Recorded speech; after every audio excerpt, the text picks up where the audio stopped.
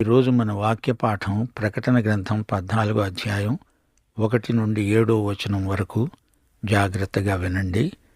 మరియు నేను చూడగా, ఇదిగో, ఆ గొర్రెపిల్ల సీయోను పర్వతము మీద నిలువబడి ఉంది. ఆయన నామమును ఆయన తండ్రి నామమును నొసళ్లయందు లిఖించబడి ఉన్న 144,000 మంది ఆయనతో కూడా ఉన్నారు. మరియు విస్తారమైన జలముల ధ్వనితో, గొప్ప ఉరుము ధ్వనితో సమానమైన ఒక శబ్దము పరలోకములో నుండి రాగా విన్నాను. నేను విన్న ఆ శబ్దము వీణలు వాయిస్తున్న వైణికుల నాదమును పోలినది.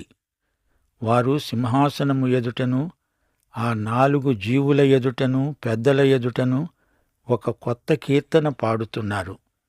భూలోకములో నుండి కొనబడిన ఆ 144,000 మంది తప్ప మరి ఎవరూ ఆ కీర్తన నేర్చుకొనజాలరు.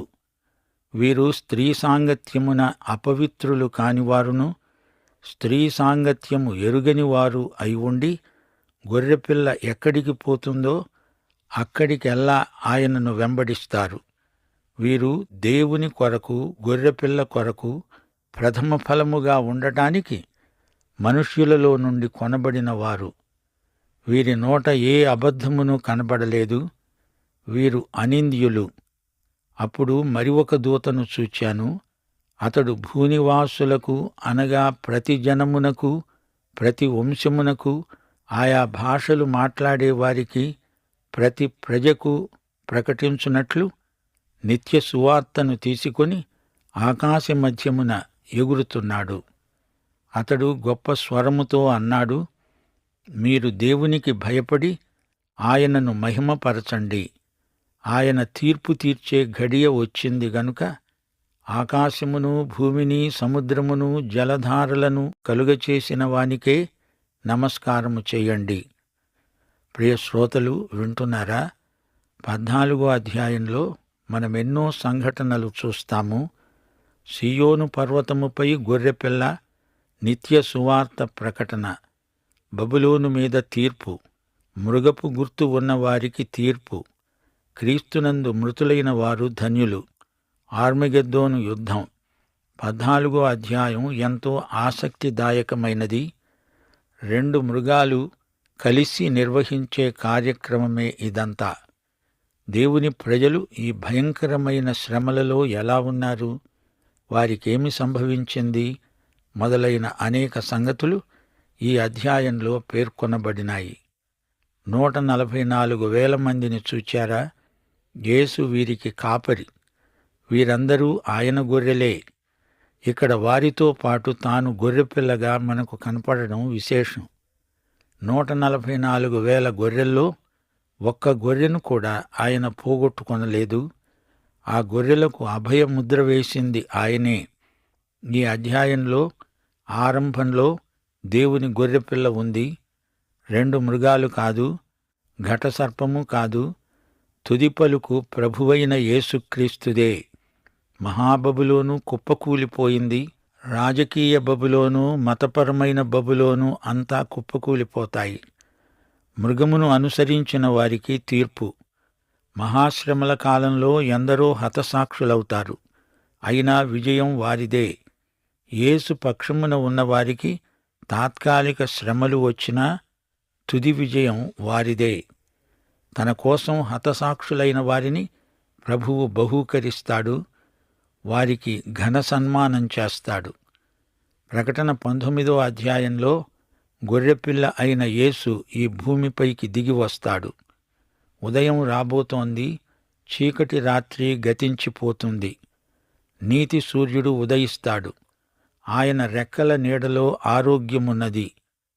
144,000 మందితో ఆయన సీయోను పర్వతముపై ఉన్నాడు. యోహాను ఈ ప్రత్యక్ష సన్నివేశాన్ని చూస్తున్నాడు. యేసు దేవుని గొర్రెపిల్ల. ప్రకటన గ్రంథం 5, 6, 7, 12, 13 అధ్యాయాలలో యేసు గొర్రెపిల్ల అని చెప్పబడింది. ఈ గొర్రెపిల్ల ఎక్కడ నిలిచి ఉంది? సీయోను పర్వతం పైన. సీయోను పర్వతం అంటే యెరూషలేము. ఇశ్రాయేలు భూమిలో యెరూషలేము రాజధాని నగరం. యేసు దావీదు సింహాసనముపై నుండి రాజ్యమేలుతాడు. అది 1000 ఏండ్ల పరిపాలన. కీర్తనలు 2:6 దేవుడన్నాడు, నేను నా పరిశుద్ధ పర్వతమైన సీయోను మీద నా రాజును ఆసీనునిగా చేసి ఉన్నాను. యెరూషలేములో సీయోను పర్వతముపై తన కుమారుణ్ణి రాజుగా చేయడం తండ్రి అభీష్టం. 144,000 మంది ఆయనతో కూడా సీయోను పర్వతముపై ఉన్నారు. వీరు మహాశ్రమల గుండా వచ్చిన వారు. దానియేలు స్నేహితులు షద్రకు, మేషకు, అబేద్నెగోలలాగా వీరు శ్రమల నుండి వచ్చిన సమూహం. ఆయన గొర్రెపిల్లే అయినా తన గొర్రెలకు ఆయనే కాపరి. 144,000 మందితో కాపరి ఆరంభించాడు. ఇప్పుడు 144,000 మందే. ఒక్క గొర్రెను కూడా ఆయన పోగొట్టుకోలేదు. యేసే మన సమస్యలన్నిటికీ పరిష్కారం, మన ప్రశ్నలన్నిటికీ జవాబు. ఆయనను సన్నిహితంగా ఎరిగిన వారమై నిశ్చింతగా హాయిగా ఉండిపోగలం. అనుదినము యేసుతో మనది జయజీవితమే. మన కనీసపు అక్కర యేసే. ఇంట బయట సంఘంలో ఎదురయ్యే సమస్యలను యేసుతో కలిసి తీర్చుకోగలం. ఆయన నిన్ను ఎంతో ప్రేమిస్తున్నాడు. నీవీ రోజున ఆయనతో, ప్రభూ, నేను నిన్ను ప్రేమిస్తున్నాను అని చెప్పావా? ఈ 144,000 మంది నొసళ్లపైన రాసి ఉన్నదేమిటి? యేసు నామము, ఆయన తండ్రి నామము. యోహాను ఇప్పుడు ఒక పాట వింటున్నాడు. 1000 ఏండ్ల పాలనలోని ఈ గాన సభ ఎంత పెద్దదో! వీరి పాట పరలోక స్వరంతో శృతి కలిసింది. 1000 ఏండ్ల రాజ్యంలోని ఈ పాట 144,000 గొంతులు కలిసిన స్వర సమ్మేళనం. పరలోక వీణానాదం, ఇహలోక గాత్రం. అదొక కొత్త పాట. అది 144,000 మంది మాత్రమే పాడగలిగిన పాట. విస్తారమైన జలముల ధ్వని, గొప్ప ఉరుము ధ్వని. 144,000 మంది భూమి నుండి కొనబడిన వారు. వీరు విముక్త ప్రజలు, భూమి మీద నివసిస్తారు.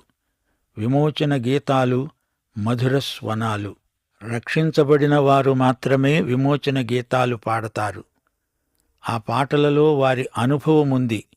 రక్షణానుభవం లేని వారి పాటలలో ఆధ్యాత్మిక శక్తి ఉండదు. కేవలం రాగాలు, తాళాల మోతలు మాత్రమే. యేసు, నన్ను రక్షించినావు, నా కొరకెంతో బాధలనందినావు అంటూ రక్షణ లేని వ్యక్తి పాడాడంటే పాటల్లో అబద్ధం చెబుతున్నాడని అర్థం. రక్షిత ప్రజలే విమోచన గీతం పాడాలి. ఇక్కడ 144,000 మంది దేవుని కృపను గానం చేస్తున్నారు. ఆ సంగీతానికి శిలలు సైతం కరిగిపోతాయి. కీర్తనలు 107, 1-2 వచనాలు. యెహోవా దయాళుడు, ఆయనకు కృతజ్ఞతాస్తుతులు సమర్పించండి. ఆయన కృప నిత్యమూ ఉంటుంది. యెహోవా విమోచించిన వారు ఆ మాట పలుకుదురుగాక. విరోధుల చేతిలో నుండి ఆయన విమోచించిన వారు ఆ మాట పలుకుదురుగాక. దేవుడు దయాళుడు అని అనుభవించి పాడే గాయకులు ఈ రోజున మనకు కావాలి. ఇక్కడ ఈ గాన బృందంలో పరలోకము, భూలోకము రెండూ ఏకమయ్యాయి. అందరూ కలిసి ఆనందగాన ప్రతిగానాలు చేస్తున్నారు. 13వ అధ్యాయంలో 2 మృగాల రణగుణ ధ్వని. ఇక్కడ గొర్రెపిల్ల సన్నిధిలో సంగీత గానాలు, మధుర గీతాలాపన. అంతా ప్రశాంతం. వీరు స్త్రీ సాంగత్యమున అపవిత్రులు కానివారు, స్త్రీ సాంగత్యము ఎరగనివారు, పెండ్లి కానివారు. మహాశ్రమల కాలంలో పెండ్లి చేసుకోవడం అవివేకం. యుద్ధంలో ఆ వ్యక్తి చనిపోతే వారి విధవరాండ్ల ఆక్రందన ఘోరం. ఇర్మియా కాలంలో ఇదే పరిస్థితి దాపురించింది. యుద్ధకాలంలో ఎందరో తల్లుల పుత్రశోకం, భార్యల వైధవ్యం భరించరానివి. ఇర్మియా గ్రంథం 16వ అధ్యాయం 1-4 వచనం వరకు. యెహోవా వాక్కు నాకు ప్రత్యక్షమై ఈలాగు సెలవిచ్చింది. ఈ స్థలమందు నీకు కుమారులైనా కుమార్తెలైనా పుట్టకుండునట్లు నీవు వివాహము చేసుకొనకూడదు. ఈ స్థలమందు పుట్టే కుమారులను గూర్చి, కుమార్తెలను గూర్చి, వారిని కనిన తల్లులను గూర్చి, ఈ దేశములో వారిని కనిన తండ్రులను గూర్చి యెహోవా ఈలాగు సెలవిస్తున్నాడు. వారు ఘోరమైన మరణము నొందుతారు. వారిని గూర్చి రోదనము చేయబడదు. వారు పాతిపెట్టబడక భూమి మీద పెంటవలె పడి ఉంటారు. వారు ఖడ్గము చేత, క్షామము చేత నశిస్తారు. వారి శవములు ఆకాశ పక్షులకు, భూజంతువులకు ఆహారముగా ఉంటాయి. మహాశ్రమల కాలంలో పరిస్థితులను గురించి ప్రభువు మత్తయి సువార్త 24వ అధ్యాయం 19వ వచనంలో అన్నాడు, అయ్యో, ఆ దినములలో గర్భిణులకు పాలిచ్చే వారికి శ్రమ. వివాహము అన్నిటిలో ఘనమైనది నిజమేగాని, లోక జనాభా విపరీతంగా పెరిగిపోయే ఈ రోజుల్లో మీరు అభివృద్ధి చెంది భూమిని నింపండి అనే ఆజ్ఞ ఎంతవరకు వర్తిస్తుందో ఆలోచించవలసిన అంశమే. మహాశ్రమల కాలంలో లైంగిక అవినీతి పెచ్చరిల్లిపోతుంది. ఆ కాలంలో 144,000 మంది తమ పవిత్ర శీలాన్ని కాపాడుకున్నారు. పాత నిబంధన ఉపమాన భాషలో విగ్రహారాధన ఆధ్యాత్మిక వ్యభిచారానికి పోల్చి చెప్పబడింది. యెహెజ్కేలు 16వ అధ్యాయంలో ఆధ్యాత్మిక వ్యభిచారం విగ్రహారాధనే అని దేవుడు పదే పదే నొక్కి చెప్పాడు. ఈ 144,000 మంది మృగాన్ని ఆరాధించకుండా తమ ఆధ్యాత్మిక పవిత్ర శీలాన్ని కాపాడుకున్నారు. మహాశ్రమల కాలంలో వారు పరిశుద్ధంగా బ్రతికారు. వారిలో లైంగిక అపవిత్రత ఏ కోశానా లేదు. వారు అవివాహితులైనా శారీరకంగానూ ఆధ్యాత్మికంగానూ ఎట్టి కళంకము లేనివారు. దేవుని కొరకు, గొర్రెపిల్ల కొరకు ప్రథమ ఫలముగా ఉండడానికి మనుష్యులలో నుండి కొనబడిన వారు అనింద్యులు, సత్యవంతులు. ప్రథమ ఫలము అంటే ఇది ఇశ్రాయేలు జాతిని గురించి చెప్పబడిన మాట.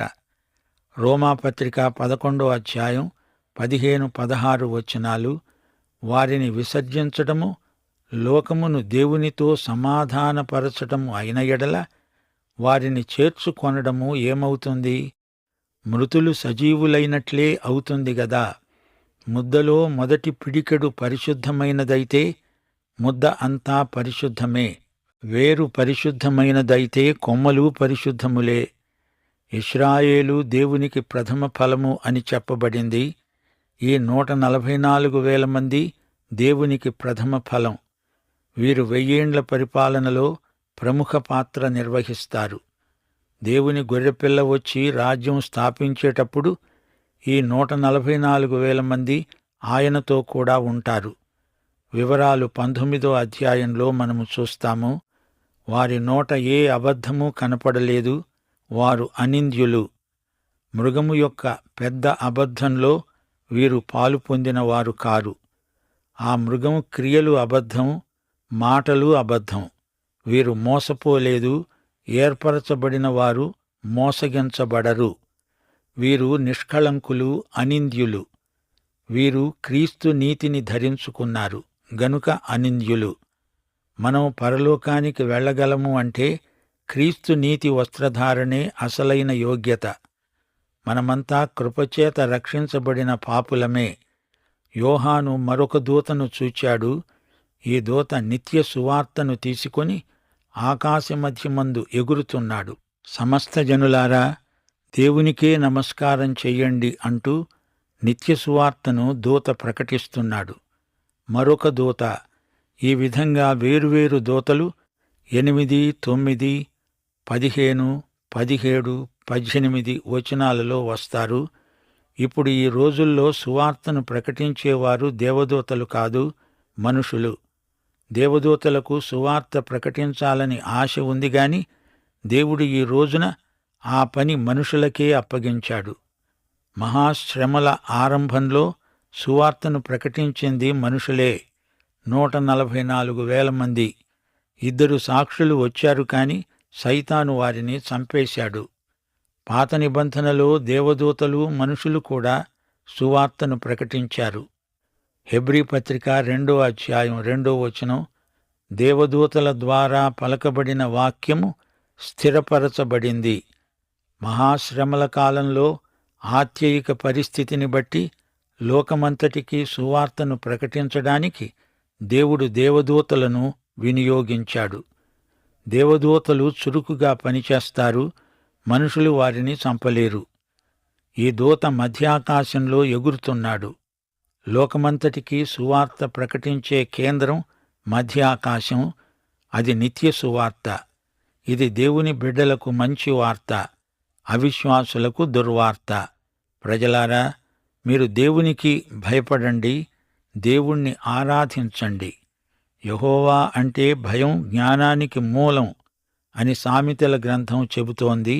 తెలివి తెచ్చుకోండి, దేవునికి భయపడండి, దేవుణ్ణే ఆరాధించండి అంటూ దేవదూత నిత్య సువార్తను ప్రకటిస్తున్నాడు. దేవుడు నిన్ను కృపచేత రక్షిస్తాడు, ఈ భూమిపైకి తీర్పు రాబోతోంది అని మధ్యాకాశం నుండి దూత సువార్త ప్రకటించడం గొప్ప విశేషం. క్రీస్తు తీర్పరిగా రాకముందు దేవుడు చిట్టచివరిసారి ఈ సువార్తను దూత ద్వారా ప్రకటిస్తున్నాడు. భూనివాసులారా, సమస్త జాతులకు చెందిన వారలారా, వినండి. ప్రతి వంశానికి, ఆయా భాషలు మాట్లాడేవారికి ఇది సార్వత్రిక సువార్త, నిత్య సువార్త. దేవునికి భయపడండి, దేవుణ్ణి మహిమపరచండి. ఆయన తీర్పు తీర్చే గడియ వచ్చింది. ఆకాశాన్ని, భూమిని, సముద్రమును, జలధారలను కలుగచేసిన వానికే నమస్కారం చెయ్యండి, ఆరాధించండి అంటూ దూత పెద్ద స్వరంతో సువార్త వేగవంతంగా ప్రకటిస్తున్నాడు. ప్రియశ్రోతలు వింటున్నారా? దేవుని గొర్రెపిల్ల విజేతగా సీయోను కొండపై నిలిచి ఉండడం చూచాము. వీరి నొసళ్లపై దేవుని నామం రాసి ఉంది. అంటే వీరు దేవునికి చెందినవారు. గొర్రెపిల్లతో ఉన్న 144,000 మంది దేవునికే చెంది ఉన్నారు. వీరు ఎంతో భక్తి శ్రద్ధలు గలవారు. తమ దేవుని కోసం ఎంతటి త్యాగానికైనా వీరు సిద్ధమే. వీరి మీది పేరును బట్టి వీరికి క్షేమము, భద్రత. వారి మీద నిలిచి ఉన్న దేవుని నామమును బట్టి మరణమైనా జీవమైనా వారు దేవునికి అంకితమైపోయిన వ్యక్తులు. వీరికి నిత్య క్షేమము, శాశ్వత భద్రత. జలప్రవాహధారల ధ్వని, ఉరుము శబ్దం వినపడింది. దేవుని స్వరం, దేవుని బిడ్డల గానం, ఆ వాతావరణమంతా గాన ప్రకంపనాలతో నిండిపోయింది. గొర్రెపిల్ల బృందం నేర్చుకున్న పాట శ్రావ్యమైనది.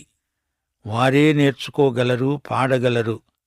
మహాశ్రమలు అనుభవించిన వారి నోట వెలువడిన విమోచన గీతం ఎంతో మధురం. శ్రమలలో వారి అనుభవం పాటలలో వారు ప్రకటించిన సందేశమైంది. ఈ 144,000 మందిలోని ఆధ్యాత్మిక పరిపక్వతను ఇక్కడ మనం తేటగా చూడగలం.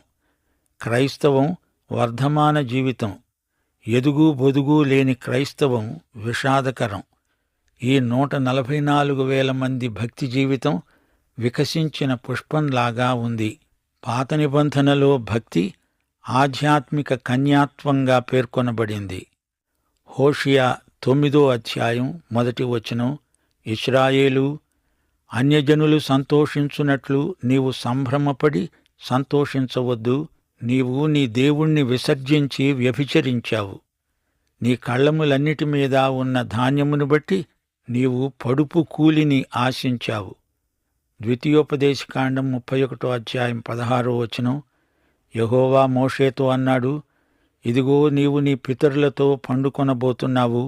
ఈ జనులు లేచి ఎవరి దేశమున తాము చేరి వారి నడుమ ఉంటారో ఆ జనుల మధ్యను వ్యభిచారులై ఆ అన్యుల దేవతల వెంట వెళ్ళి నన్ను విడిచి నేను వారితో చేసిన నిబంధనను మీరుతారు. గాని ఈ 144,000 మంది అలాంటి వారు కాదు. పవిత్రశీలము గలిగి ఆధ్యాత్మికంగా పరిశుద్ధమైన ప్రవర్తన కలిగి తమ సాక్ష్యాన్ని కాపాడుకున్నారు. దేవునికి స్తోత్రం. పాఠం ఇంతటితో సమాప్తం. దైవాశీస్సులు. ఆమేన్.